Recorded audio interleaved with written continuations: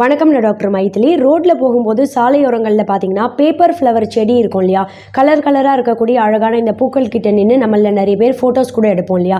இந்த paper flower அழகை தாண்டி ஒரு சில ஆரோக்கிய நன்மைகளும் இருக்குது.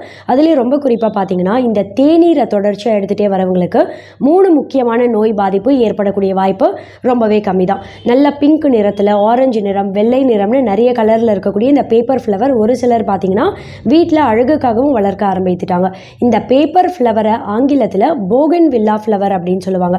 இது பார்த்தீங்கன்னா ரொம்ப குறிப்பாக சளி, இருமல், ரொம்ப குறிப்பாக பார்த்தா தொண்டை கட்டு, தொண்டை கரகரப்பு இதெல்லாம் சீக்கிரமே சரி பண்ணுறதுக்கு இந்த தேநீர் ஒரு நாளைக்கு ஒரு தடவைன்னு 3 நாட்கள் எடுத்தீங்க அப்படின்னாலே சீக்கிரமாக அந்த பாதிப்புலேருந்து வெளிவர முடியும்.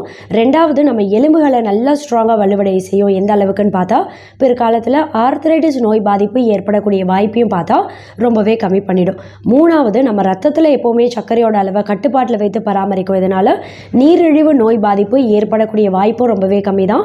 டைப் 2 டயபெட்டிஸ் இருக்குது அப்படின்றவங்களுக்கு உங்கள் ரத்த சர்க்கரை அளவை கட்டுப்பாட்டில் பராமரிக்கவோ இந்த தேநீரை தொடர்ச்சியாக நீங்கள் அடிக்கடி எடுத்துகிட்டே வரலாம். இப்போ இந்த பேப்பர் ஃப்ளவர் தேநீர் எப்படி எடுத்துக்கலான்னு கேட்டிங்கன்னா, பூக்களை ஒரு 15 பூக்கள், 15லேருந்து 16 பூக்கள் எடுத்துக்கோங்க. ஒருத்தருக்கு நான் சொல்லக்கூடிய அளவு.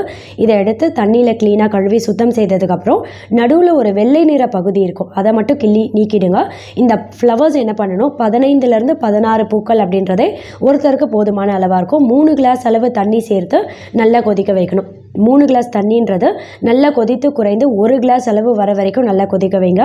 1 கிளாஸ் வந்ததும் வடிகட்டி வெதுவெதுப்பான சூட்டில் இருக்கும்போதே 1 டீஸ்பூன் அளவு தூய்மையான தேன் இதில் சேர்த்து கலக்கிட்டு காலையில் முதல் உணவாக எடுத்துக்கலாம். அப்படி இல்லைன்னா காலை உணவுக்கு 30 நிமிஷம் முன்னாடி, இல்லை 11 மணி அளவில் டீ, காஃபி எதாவது குடிக்கிற பழக்கம் இருக்குது அப்படின்னா அதுக்கு பதிலாக இந்த தேநீர் எடுத்துக்கலாம். அப்படி இல்லைனா ஈவினிங் டைமில் ஒரு 4லேருந்து 5 மணி அளவில் இந்த தேநீர் எடுத்துக்கலாம்.